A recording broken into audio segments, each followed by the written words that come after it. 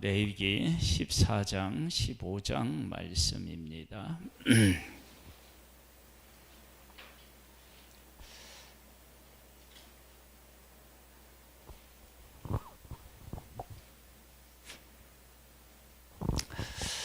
하나님의 백성이 애굽에 있을 때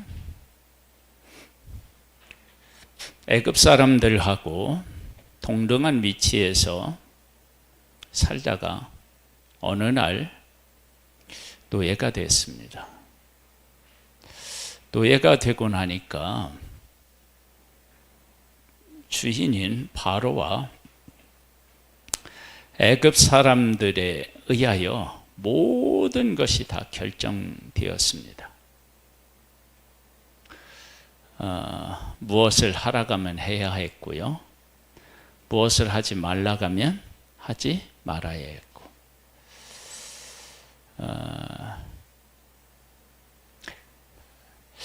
그런 일을 겪은 하나님의 백성인데 그 백성에게 하나님께서 앞으로 너희들은 이렇게 살아라 그러면서 이 계명들을 하나님이 허락하셨다고요. 근데 이제 하나님이 허락하셨는데 애굽 사람들과 하나님하고의 차이는 이건 비교할 수 없는데, 하나님은 하나님의 백성들을 애굽에서 구원해냈어요. 자기들을 괴롭히는 애굽 사람들을 하나님이 치셨다고요. 그리고 광야로 인도하셨는데 광야에서 구름 기둥과 불 기둥으로 보호하시고 매일같이 만나를 내려서 먹게 하시고, 그렇게 자기들을 구원하시고 함께 하시고 인도하시는 그 하나님이 하나님의 법을 그 백성에게 주셨어요. 이것은 하나님의 백성이 하나님에게 속했다라고 하는 것을 전제로 하는 거예요. 만약에 하나님에게 속하지 않은 자들이라 그러면 하나님이 그런 법을 주실 필요가 없는 거예요. 그리고 이 법을 하나님의 백성들이 받았을 때 그 법을 주신 하나님에 대한 생각을 해야 되겠죠.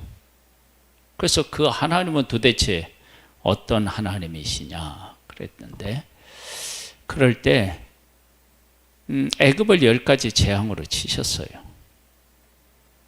근데 그거 하나하나가 놀라워요.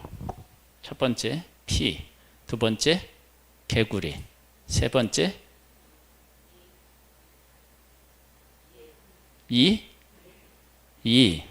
파리, 그 다음에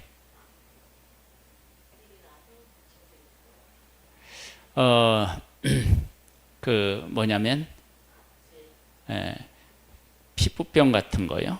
그런데 이제 짐승이 죽고요. 그 다음에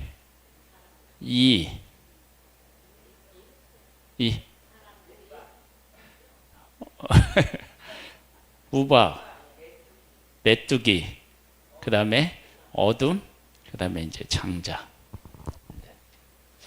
이제 이러고 할 때 이 10가지가 다 애굽 사람들이 섬기는 신이었다 그러는데요. 뭐 고고학적으로 해서 그렇게 했을지 몰라. 무슨 파리를 섬겼을까?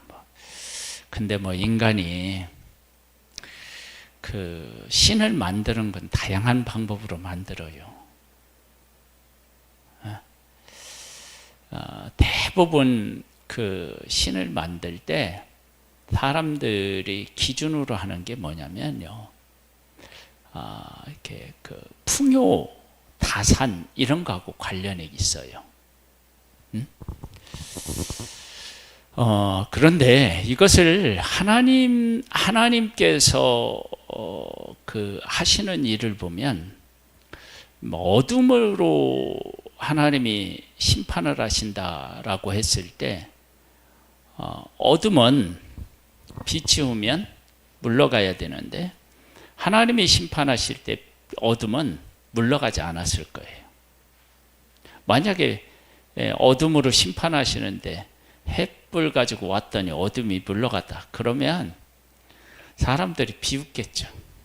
그런데 분명히 어둠에 빛을 비추는데 그러면 어둠이 물러가야 되는데 어둠이 빛을 삼켜버려요. 그럼 얼마나 두렵겠어요. 그렇죠? 그러면 이 10가지 재앙을 통해서 하나님이 어떤 하나님이시냐, 그러니까 뭐냐면 애굽의 신을 치시는 하나님 이렇게 얘기하지 않더라도 하나님은 전염병, 보이지 않는 것도 하나님이 주관하셔. 보이는 것 중에서 티끌이 이가 돼. 이건 전혀 다른 거잖아요. 그렇죠? 메뚜기도 숫자가 정해져 있는데 어느 정도.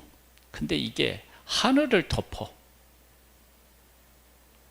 개구리가 물에 있어야 되는데 온 집안에 다 와. 그것은 질서를 정하신 분이 하나님이시고 그 질서를 새롭게 하시는 분도 어떻게 해요? 하나님이신 거예요. 그러니까 하나님의 백성들이 깨어서 하나님이 하신 일을 잘 살펴보면 하나님이 어떤 하나님이신지를 깨달아 알 수 있게 하나님이 일하신 거예요. 그래서 이제 홍해를 건너는데 좌우에 물이 뭐가 돼요? 벽이 돼. 근데 물은 벽이 될 수가 없어. 그 원리를 정하신 분이 누구셔요? 하나님이죠. 하나님의 백성이 애굽 사람들이 있는 곳에는 뭐가 있어요? 흑암이 있고 하나님의 백성들이 있는 곳에는 빛이 있어. 여러분, 이걸 나누는 게 불가능한 일이에요. 그런데 그 법칙을 만드시고 정하신 분이 하나님이신 거야. 그러면 이 하나님이 어떤 하나님이신지를 10가지 재앙, 그 다음에 홍해를 건너는 일을 통해서 알 수 있는 거예요. 하나님이 어떤 하나님이신지. 그리고 그 하나님이 광야로 왔는데 광야에서는 구름 기둥과 불 기둥으로 그들을 늘 보호하시고 인도하시는 거야. 그리고 매일같이 만나를 주시는데 하늘에서 양식이 비같이 내리는 거예요.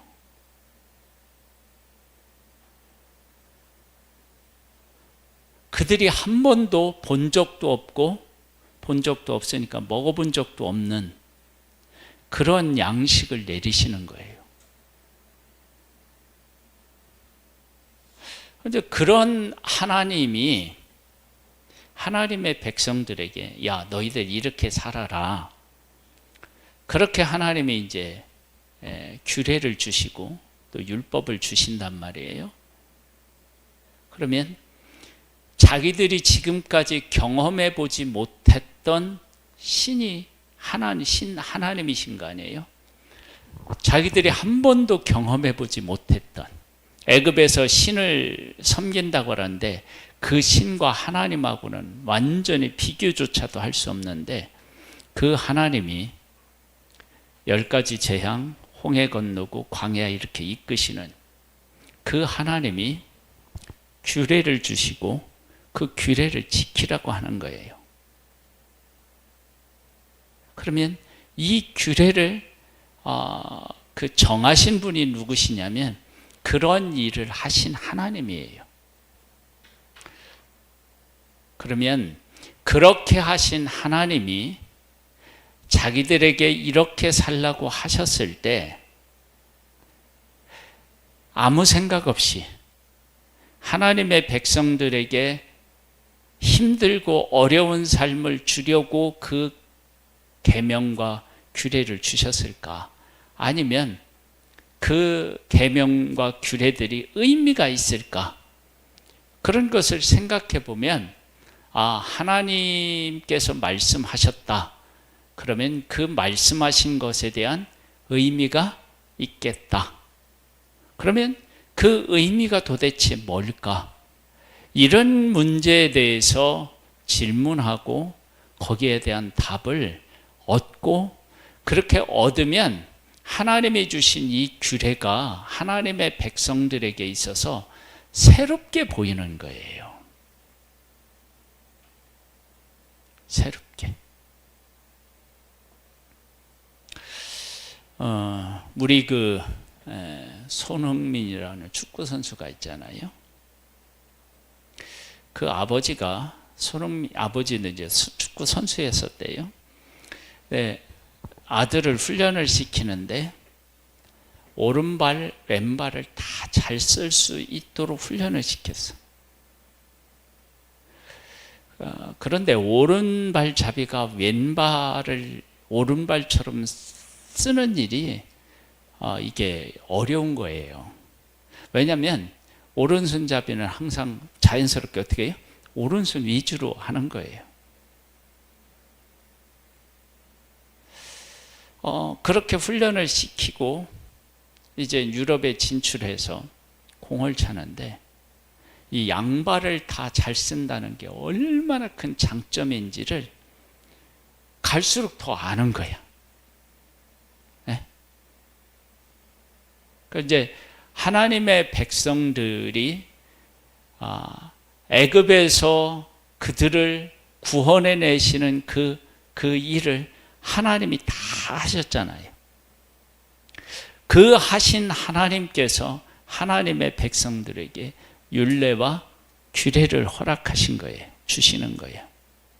그러면 그 율례와 규례를 지키면서 하나님의 백성은 그렇게 인도하신 하나님이 어떤 하나님이신지를 깨달아 알아야 되고, 그 하나님이 하나님의 백성에게 요구하는 삶이 무엇이고, 그리고 결과적으로 우리가 어떻게 되기를 원하시는지를 하나님의 백성이 어떻게 해요? 깨달아 알아야 되는 거예요.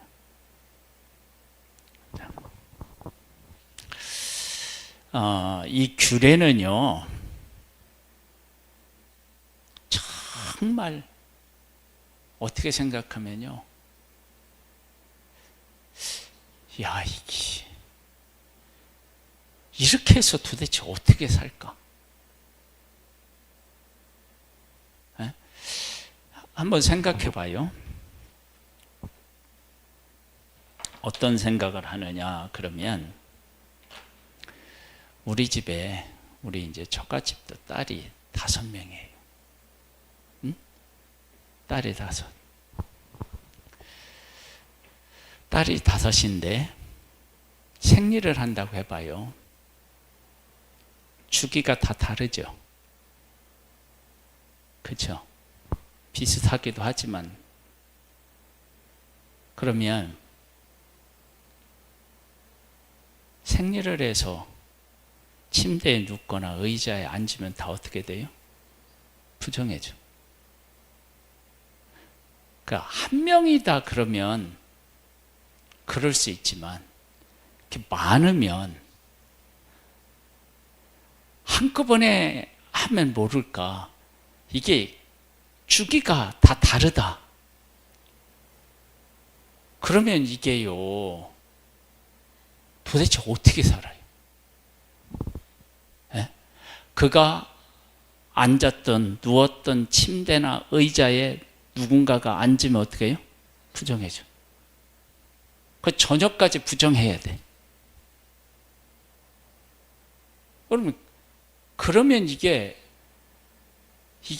일상적인 삶이 어떻게 보면 거의 불가능하다시피 한 거예요.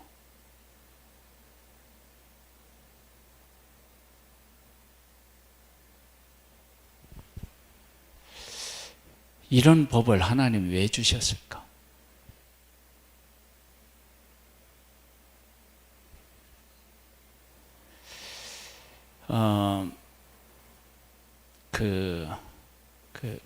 분재를 이렇게 할 때요, 나무를 자연 그대로 분재하는 사람은 없어요. 그런 나무는 1000개 만나면 하나 있을까 말까. 그러니까 나무가 내가 이제 분재를 하겠다라고 했을 때 내 마음에 꼭 맞는 모양을 하고 있는 나무를 만나는 것은 거의 불가능해요. 어떻게 되느냐? 어릴 때부터 그 나무의 모양을 어떻게 해요? 잡아요. 그리고 만일에 모양이 이렇게 지금 봤을 때 영 아니다 싶으면은요, 굵은 가지를 어떻게 해요? 잘라요. 그리고 거기서 새 가지가 나오면 그걸 해서 나무 모양을 어떻게 해요? 만들어 가요. 근데 그것이 이렇게 완전히 자리를 잡을 때까지 어떻게 해요? 철사 같은 것으로 어떻게 해요? 네, 모양을 잡아요. 모양이 완전히 잡히면 그 다음 어떻게 돼요? 이제 빼내죠. 사람이 죄인이에요. 죄인이라고 하는 것은요, 의롭게 살 수가 없어요. 그 방법과 길이 없어요. 그러면 도대체 의롭게 되려면 어떻게 해야 되느냐? 하나님의 말씀을 따라 살아야 돼요. 근데 하나님의 말씀을 따라 산다라고 할 때 뭘 가지고 하나님의 말씀을 살아야 돼? 만약에 살인하지 말라, 간음하지 말라, 도둑질하지 말라, 예? 그런 명령을 주셨어요. 10계명을 주셨다. 그러면 이러한 계명들은요, 우리의 삶에서 특별하지 않는 한 잘 안 일어나는 일이라고요. 남이 도둑질하는 거 우리 도둑질 매일 해나요? 안 하잖아요. 남의 막 거짓 증거하고 막 이런 일 하나? 아니 할 수도 있지만 그런 거 안 하잖아요. 그냥 일상적인 삶을 살아가는데 그건 늘 일어나는 일이 아니고 어쩌다 일어나는 일이야. 그리고 그런 일들하고 거리가 있는 삶을 사는 사람들도 얼마든지 있을 수 있잖아요. 그런데 그렇게 생각하면 그런 일들은 우리의 일상에 하나님을 늘 기억하고 하나님 중심으로 살아가는 일에 있어서 한 걸음 뒤에 물러나 있는 것과 같은 그러한 계명들이에요. 살인하지 말라 했을 때 내가 일평생 물론 예수님이 말씀하신 기준으로 보면 우리는 살인자지만 그러나 구약에서 말하는 살인자는 그런 의미가 아니잖아요. 살인하지 말라. 안 죽이잖아. 도둑질, 남의 건 이렇게 그렇게 안 하잖아요. 간음하는 일이라든지. 그렇잖아요?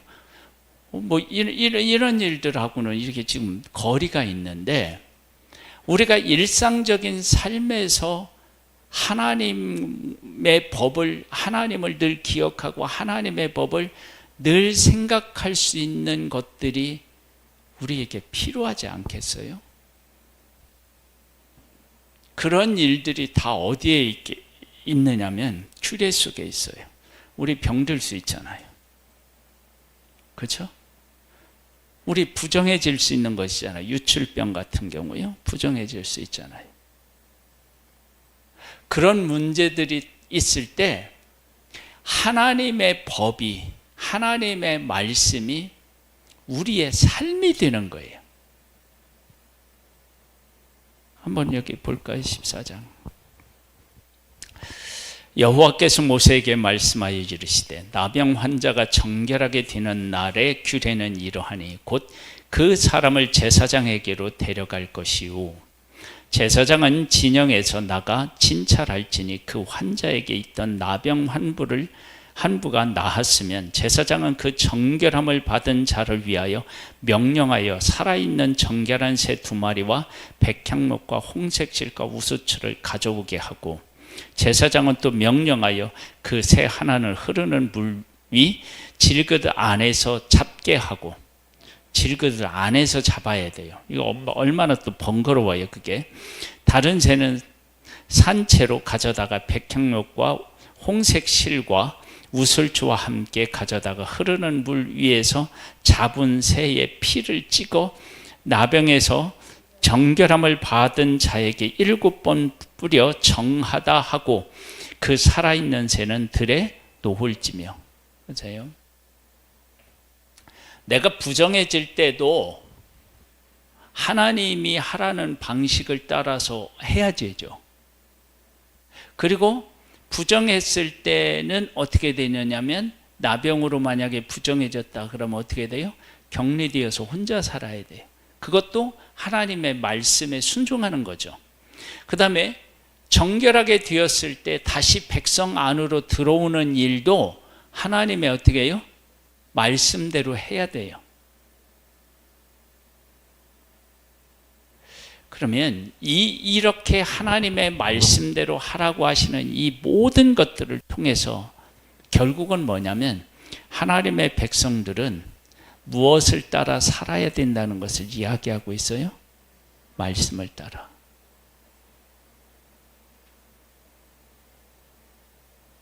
말씀을 따라 살아야 돼. 그래서 만약에 내가 나병이 있다. 그러면 내가 누구한테 가요? 제사장에게 가서 제사장이 나병이다라고 하면 내가 나병인 거예요. 그리고 격리되어서 살아야 돼. 혼자 살아야 돼. 그리고 내가 이제 나았어. 그러면 제사장에 가서 보여서 하나님이 말씀하신 대로 그 규례를 따라서 다 행해야 돼요. 그래야만 다시 어디로 갈 수 있어요? 진영 안으로 갈 수 있어요. 처음에 나병에서 나았다 그러면 제사장에게로 가고요. 그렇죠? 제사장에게 가는 것은 진영 안으로 들어온 거예요. 그 다음에는 어디로 가요? 집 앞에서 일주일을 있어야 돼. 바로 못 들어가. 그리고 또 어떻게 해요? 하나님 앞에 제사제를. 그래서 1차적으로는 진영 안에 들어오고 2차적으로는 어디로 가요? 가족에게로 가고요. 제3차는 어디로 가요? 하나님 앞에 가요.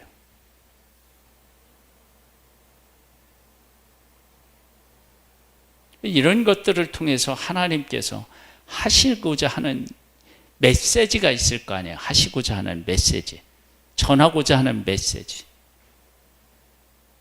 결국 병에 걸려서 격리시키셨는데 격리가 결론이 아니에요. 어떻게 해요?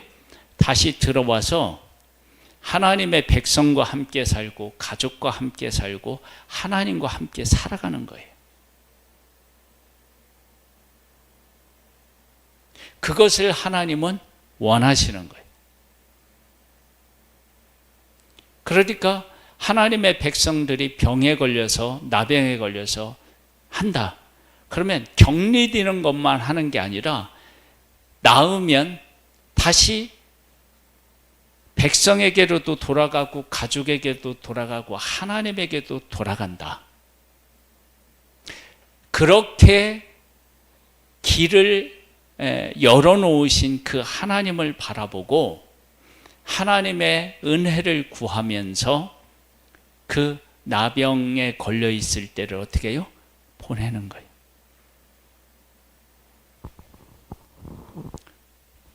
그런 일들을 통해서 하나님의 백성들은 하나님 중심으로 살아가는데 여러 가지 많은 제약들이 있는데 그 제약이라고 하는 것이 하나님의 백성을 올가매기 위한 것이 아니고 사는데 막 번거롭게 만들려고 하는 것이 아니고, 출애굽시킬 때 10가지 재앙을 내리신 하나님, 구름기둥과 불기둥으로 그들을 인도하신 하나님, 그런 영광스럽고 위대하신 하나님이 하나님의 백성들 가운데 오셔서 그들과 함께 살기를 원하시고 그들을 인도하고 그들을 복을 주시기를 원하시는 그 하나님과 우리가 함께 살아가려면 하나님이 기뻐하시는 그런 모습으로 우리가 존재해야만 된다.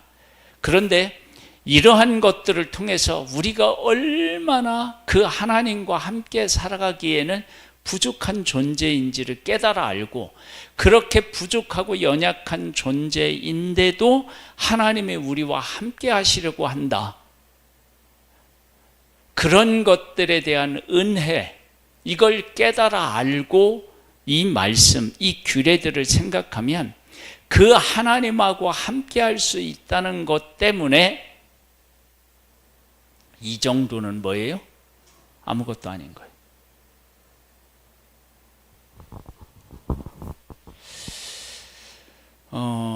우리는 산에 제일 높은 산 올라가는 데가 어디예요?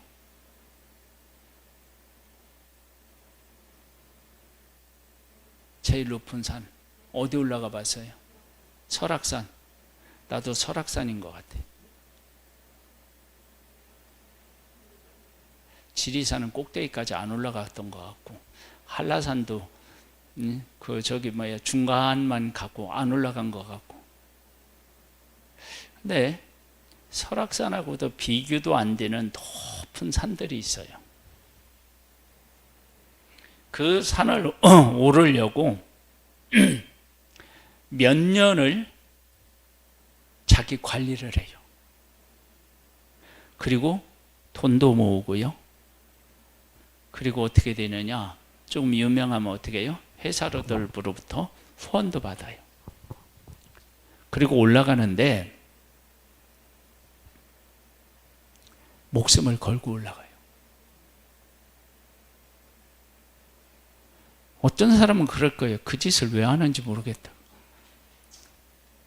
근데 그 사람들에게 그 산을 올라서 정상에 밟는 것은 어떤 것보다도 의미가 있게 생각하는 거예요. 봐봐요. 산에 올라가는 것, 그 가치가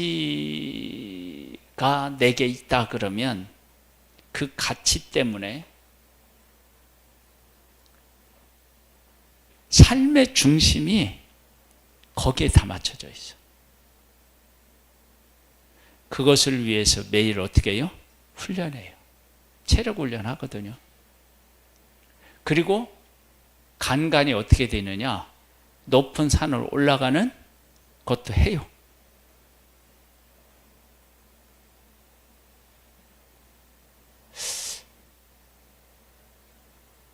여러분 생각해 보세요. 우리를 애굽에서 이끌어내시는데 하나님이 못하신 게 없는 거야. 물로 피를 만들고요, 개구리 올라오게 하고요, 그 다음에 또 뭐 있어요? 이 생기고요, 파리, 또 독종, 그 다음에 악질, 우박, 메뚜기, 어둠, 장자. 해자 봐봐. 맨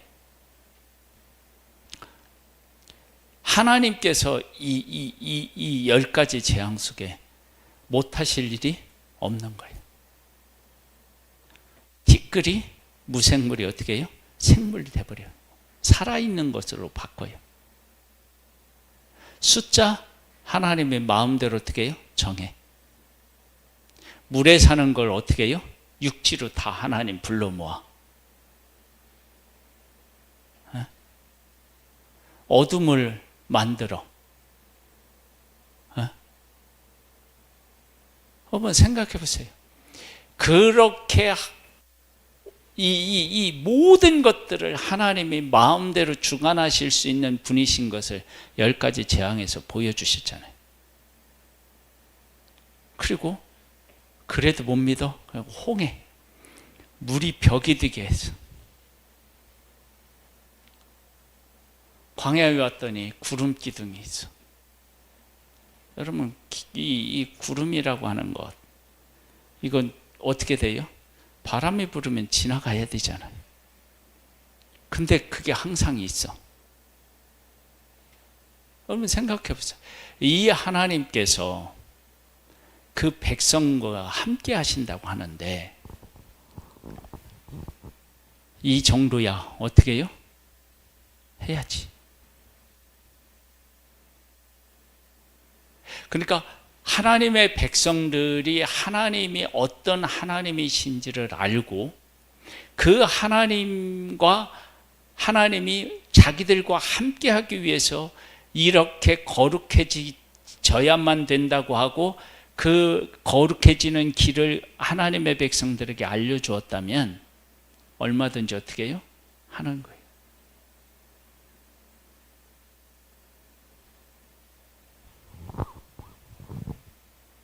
그러니까 하나님께서 하나님의 백성들에게 이것을 말씀하시기 이전에 하나님이 어떤 하나님이신지를 그들에게 보여주셨어요.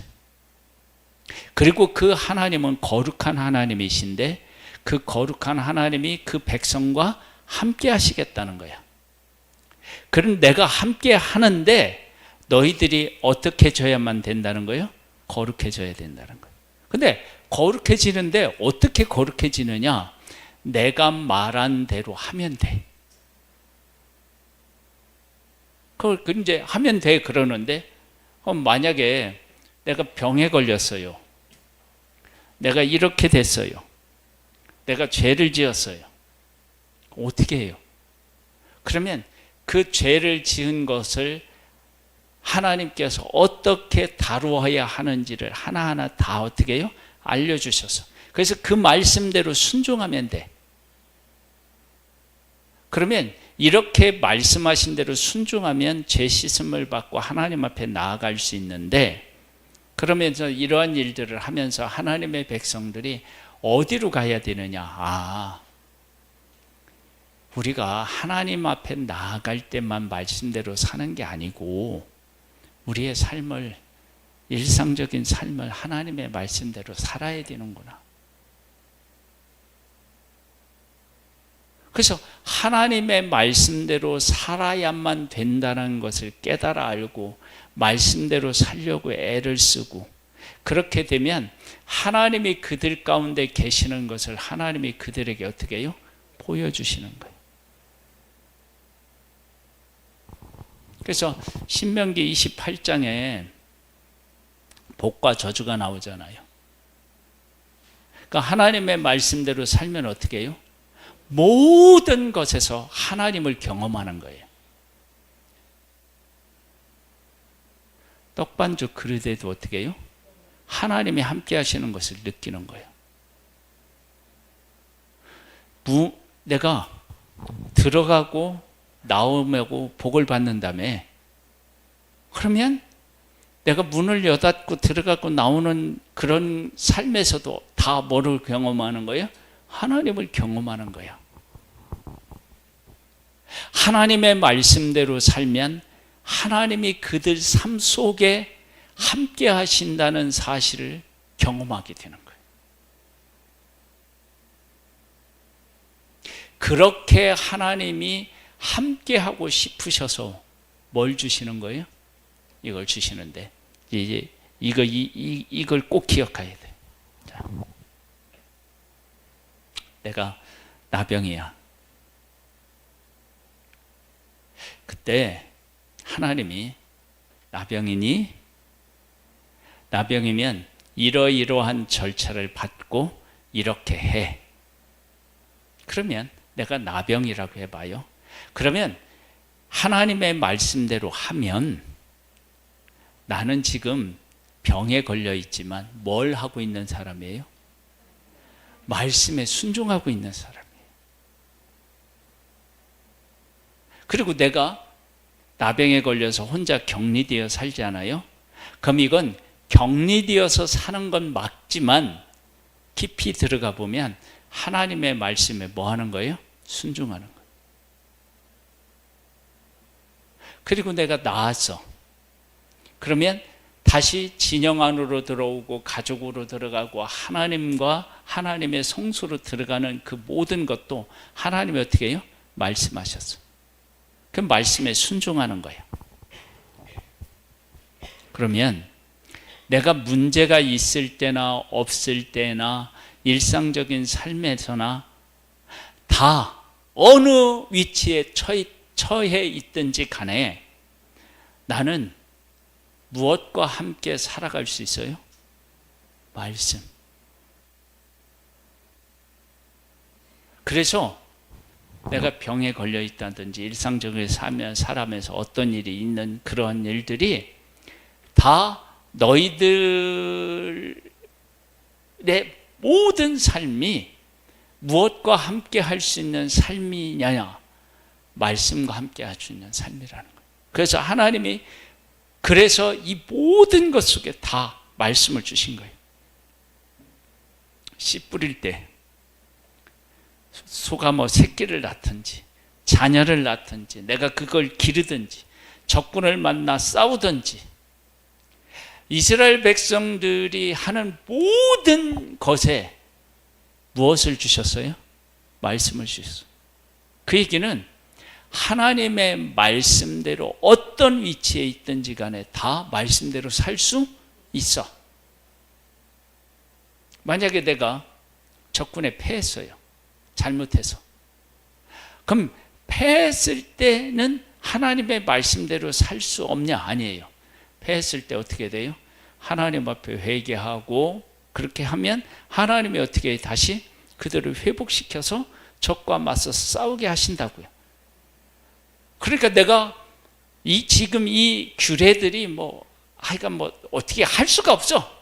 그냥 삶에서 이래도 이렇게 해야 되고 저래도 부정해지고 말을 못해. 그것은 우리를 번거롭게 하는 게 아니고 네가 어느 곳에 있든지 나의 말을 기억하고 지킬 수 있다. 그거는 내가 말한 것을 지킬 수 있다라는 것을 다르게 표현하면 네가 어느 곳에 있든지 나를 경험하고 나를 만나고 나와 함께 할 수 있다. 그 얘기를 하는 거예요. 지금 이 규례들이 우리를 얽어매는 게 아니고 우리가 언제든지 하나님의 말씀과 함께 할 수 있고 그 하나님의 말씀과 함께 한다라고 하는 것은 하나님과 함께 한다는 거예요. 그런 의미로서 이 규례들을 생각해 보면 이 규례는요, 어마어마한 하나님의 백성들에게 뭐가 돼요? 복이 되는 거예요. 언제든지 함께 한다면.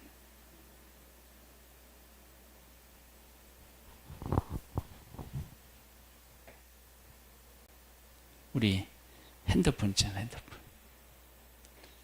다 이거 거의 들고 다니잖아요. 그렇죠? 여러분 이거 들고 다니는 게 이게 얼마나 귀찮은 일이에요, 솔직히 얘기하면.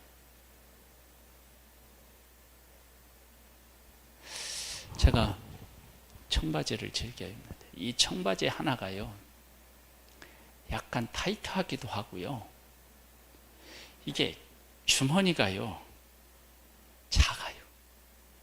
이게 핸드폰을 넣잖아요. 앉을 때 얼마나 불편한지 몰라요. 그런데 그 불편한데도 얘를 항상 내 몸에 어떻게 해요? 지니고 다녀. 그것은 이 불편한 것보다 핸드폰이 가져다 주는 유익이 더 크다는 것을 알기 때문에 그런 거야. 그걸 하면서 성경 말씀 듣기도 하고요. 통화하기도 하고요. 모르는 길이 있으면 어떻게 해요? 찾아서 안내받기도 하고요. 하면 여기 들고 다니는 불편함과 앉았다 일어날 때 불편한 것, 그건 사실은 그 유익을 생각하면 뭐 별거 아니지. 그러니까 지금 이렇게 이렇게 이제 나병에서 막 정결하게 된다. 나병에 걸렸을 때 그 판결받는 것도 하나님의 말씀이 있고요. 격리되어 살아가는 것도 하나님의 말씀이고요. 다시 나아서 진영 안으로 들어오고 가족에게로 돌아오고 또 하나님에게 나아가는 것도 다 뭐가 있어요? 말씀이 있어요. 그러면 이건 뭘 하나를 내 마음대로 할 수가 없잖아. 그렇게 생각하면 이게 정말로 답답한 일이에요. 그런데 나병에 걸렸어도 하나님의 말씀대로 살면, 순종하면, 그 말씀에 순종하니까 그 순종하는 내 삶에 하나님이 어떻게 하는 거예요? 함께 하시는 거예요. 내가 격리되어 살아요. 말씀에 순종해서. 그럼 격리되어 살 때 내가 순종하며 살잖아요. 말씀에. 그러면 순종하며 살아가면 그 순종하며 살아가는 내 삶에 누가 함께 하는 거예요? 하나님이에요. 그러니까 지금 이 규례들은 일상생활 하는데 너무 막 근데 그게 복잡한 게 아니라 언제나 하나님이 어떻게 해요? 말씀대로 살아야 되고, 그렇게 하면 내가 너희들하고 어떻게 해요? 함께 하는 거예요. 그러니까 하나님의 백성들은 하나님과 함께 온 삶을 살아갈 수 있는 복된 길을 하나님이 어떻게 해요? 허락하신 거예요.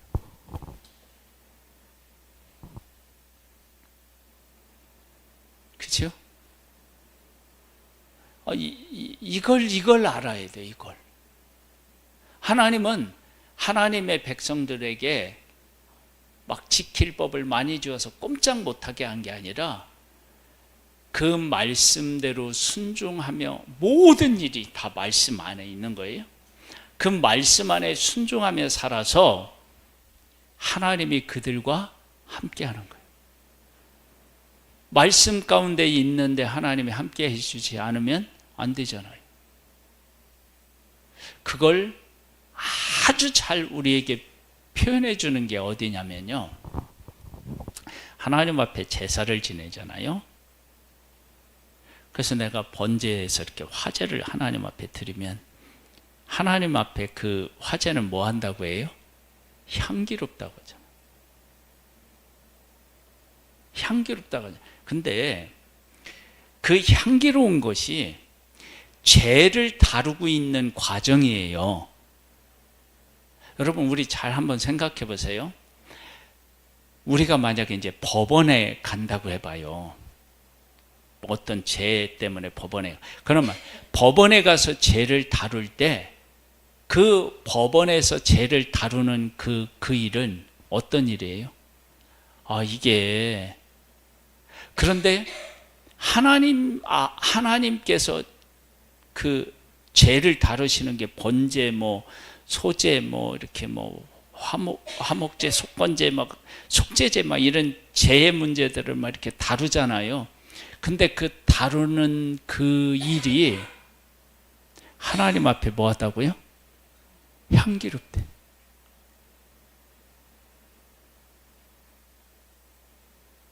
그러니까 죄를 다루는데 죄를 다루는데 그 죄가 하나님의 말씀대로 하면 사해지니까, 그러니까 그것이 하나님 앞에 향기로운 것이고 우리에게도 그게 기쁨이 되는 거예요. 지금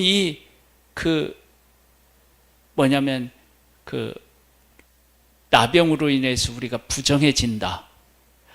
그러면 부정해지는 그 과정, 그러니까 앞에 와서 제사를 드리면서 회복하는 과정이나 내가 부정해지는 것도 하나님의 말씀대로 내가 순종하고 있다면, 내가 죄를 가지고 하나님 앞에 나아가서 제사를 지내는 과정이 죄를 다루는 과정 아니에요.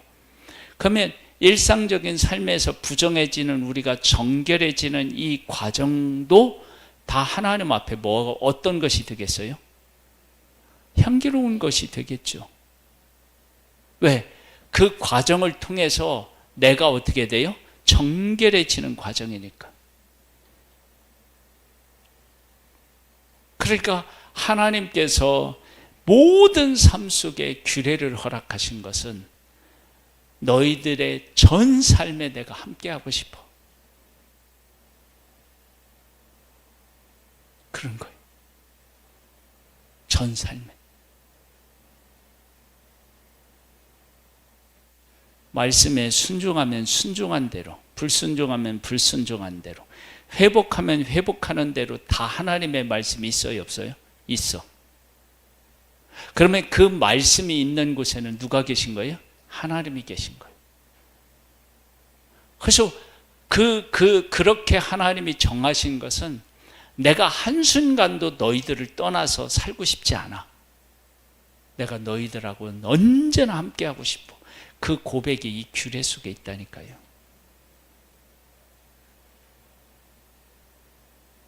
놀랍지 않아요?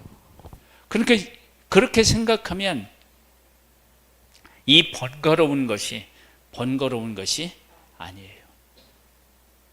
하나님이 그렇게 우리와 함께하고 싶은 하나님의 사랑의 고백, 은혜가 채워진 삶, 이렇게 우리가 할 수 있어요. 그럼 우리들은 지금 우리의 삶 속에서 언제나 함께하고 싶은 그 하나님을 우리는 어떻게 지금 생각하고 있는가? 그렇게 함께하고 싶은. 그래서 나중에 예수님을 십자가에 못 박아서 하나님이 얼마나 우리하고 함께하고 싶으셨는지 우리를 깨끗이 예수 보혈로 씻고 어떻게 해요? 그냥 우리 안에 와 있는 거예요. 그 하나님이 구약에는 그런 마음이 아니셨을까요? 아니요. 동일하신 하나님이잖아요. 그것이 이 규례 속에 담겨져 있다고요.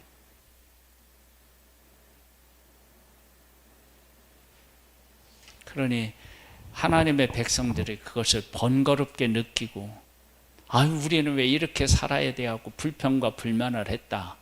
그럼 이게 얼마나 하나님의 마음을 속상하게 하고 아프게 하는 거냐고. 그거 지금 우리들도 마찬가지. 우리가 하나님의 뜻대로 살거나 하나님이 나에게 어떤 사명을 맡겨주었어요. 때로는 청소하게 하실 수도 있고 밥하라고 하게 하실 수도 있고 그래. 그런데 그것을 정말 힘들고 짜증나는데 왜 그렇게 시키나. 이렇게 할 수도 있고, 하나님이 나와 함께 하시고 나를 복되게 하려고 때로는 청소도 하게 하시고 때로는 밥도 하게 하시고 또 이웃도 만나게 하시고 돈도 없게 하시고 주시기도 하시고 아프게도 하시고 낫게도 하시고.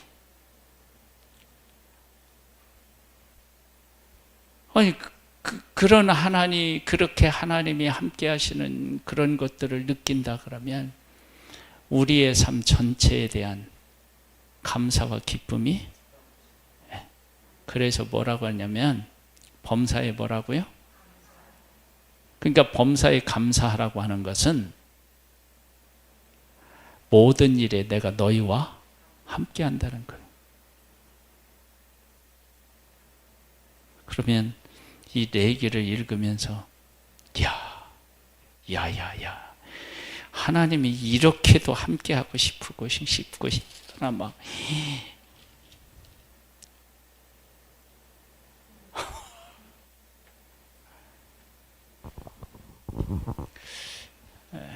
그런 깨달음과 그런 고백이 우리의 고백이기를 소망합니다. 할렐루야. 자, 우리 찬양 드리고 기도하는 시간을 갖겠습니다.